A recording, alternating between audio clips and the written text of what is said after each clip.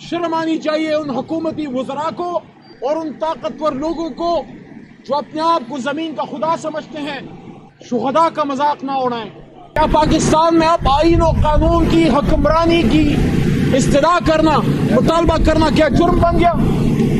तो ये 3 मुतालबात थे और उन 3 मुतालबात का जवाब लाशों की सूरत में तहरीक इंसाफ को दिया गया।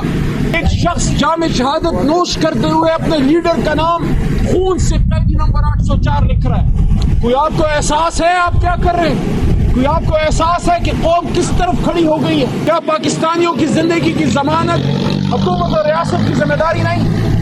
ये हम किस तरफ चल पड़े हैं? इस तरफ भी मुसलमान, उस तरफ भी मुसलमान, इस तरफ भी पाकिस्तानी, उस तरफ भी पाकिस्तानी। ये गोलियां तो दुश्मन के लिए थी। वतन का चेहरा खून से धो रहे हो, गुमा तुमको कि रास्ता कट रहा है, यकीन मुझको कि मंजिल खो रहे हो।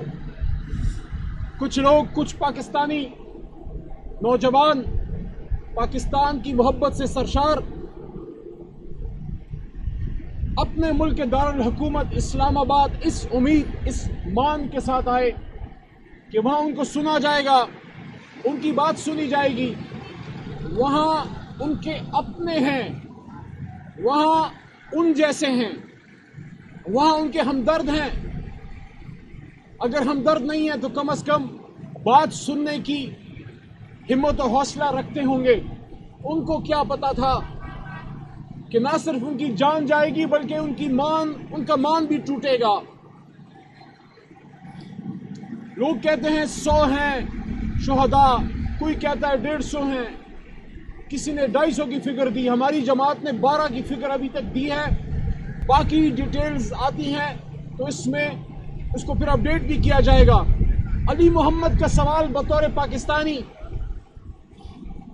ये है कि एक भी क्यों है, एक भी शहीद क्यों है, एक भी गोली क्यों चली? क्या पाकिस्तान के बनने के 77 साल बाद पाकिस्तान के दारुल हुकूमत में इस्लामाबाद में अपने हकूक के लिए, जायज हकूक के लिए आने वाले लोगों पे गोली चलाई जाएगी? शर्म आनी चाहिए उन हुकूमती वज़रा को और उन ताकतवर लोगों को जो अपने आप को ज़मीन का खुदा समझते हैं। शुहदा का मजाक ना उड़ाएं। और दोनों तरफ के शुहदा हमारे ही शुहदा हैं। ऐसा नहीं है कि तहरीक इंसाफ सिर्फ अपने कारकुनान या आम पाकिस्तानियों की बात करती है। हम उन पुलिस वालों और रेंजर्स को भी ऑन करते हैं, वो भी हमारे ही शहीद हैं। लेकिन सवाल फिर वही उठता है कि गोली क्यों चली? हम तो पुरअमन थे, हमारे मुजाहिरीन जो आए थे वो तो पुरअमन थे, वो तो यहाँ आके अपने नुकात रखना चाहते थे।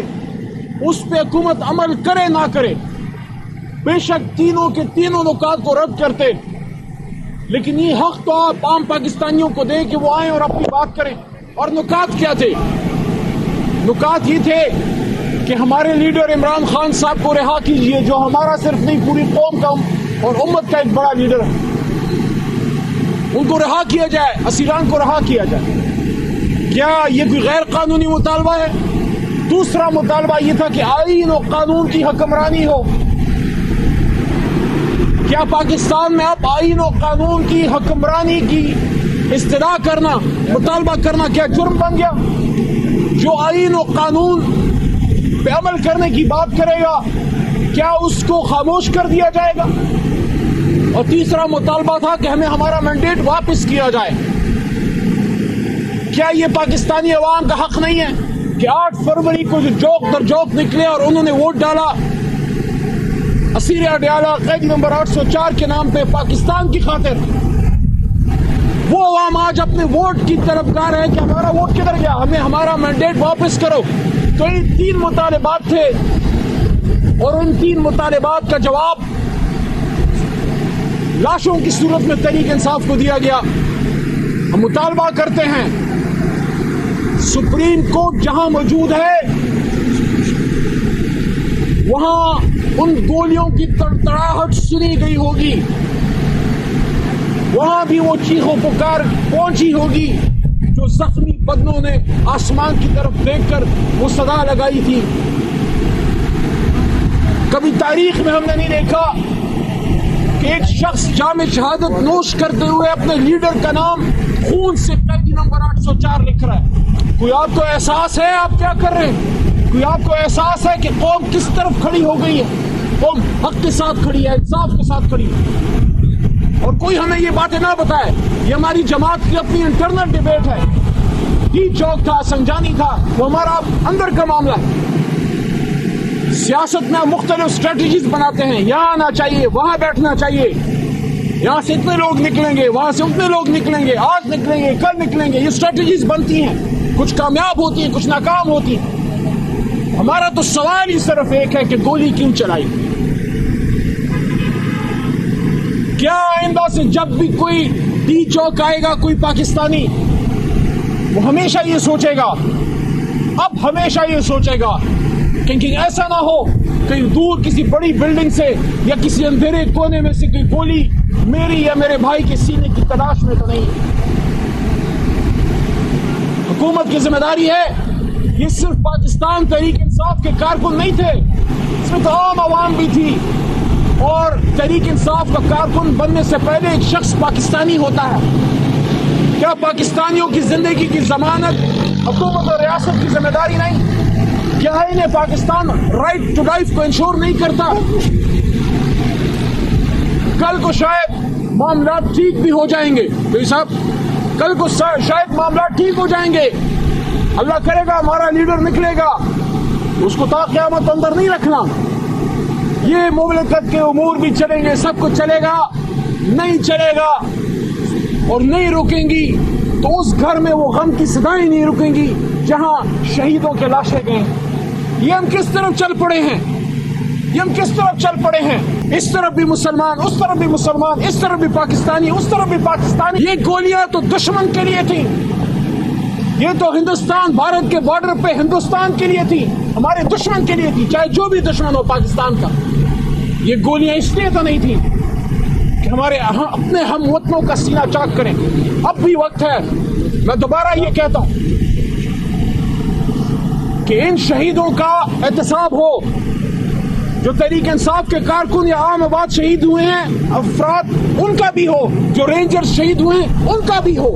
جتنا ہم اپنے کارکنان کی شہادتوں کا استفسار کرتے ہیں کہ جوڈیشل کمیشن بنے, ہم کہتے ہیں اس جوڈیشل کمیشن کے پرویو میں جو رینجرز یا پولیس والے جو شہید ہوئے ہیں ان کی بھی انویسٹیگیشن اس میں ڈالیں. جس نے زیادتی کی اس کو سزا دیں, کیونکہ ہماری جماعت تو پرامن ہے. خان صاحب نے تو ہمیشہ پرامن احتجاج کی بات کی, اور آج نہیں, ہم تو پچھلے 13-14 سال سے احتجاج میں 126 دن دھرنے میں ہم بیٹھے رہے. وہاں بھی ہمارے لوگ شہید ہوئے تھے. 25 مئی کو 2022 کی جب لانگ مارچ میں نکلے, میں خان صاحب کے ساتھ کنٹینر پہ تھا.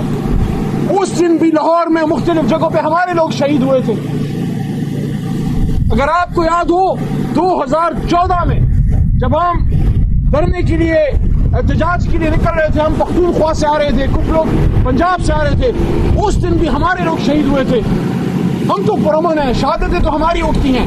اس لیے دوبارہ یہ ڈیمانڈ ہے, ان شہیدوں کے ان لاشوں کو آپ صرف افراد نہ گنیں کہ آئے تھے ختم ہو گئے, کوئی بھول جائے گا. ہم نہیں بھولیں گے. آج بھی یہ قوم متلاشی ہے انصاف کی, 12 مئی کے انصاف کی جو کراچی میں ہوا تھا, ثانیہ باورپور کے انصاف کی.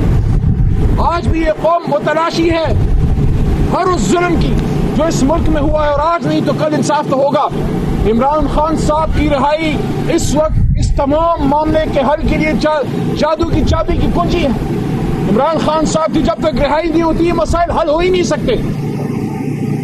عمران خان صاحب کے پیچھے پوری قوم کھڑی ہے, اور خان صاحب نے بارہا یہ بات کی ہے کہ وہ باہر نکل کے انتقام تو نہیں لیں گے, وہ انتقام لینے تو نہیں آ رہے. ہاں یہ بات کرتے تھے کہ جس نے زیادتی کی ہے وہ عدالت میں اپنا جواب دے گا. ہم آج بھی یہ کہتے ہیں,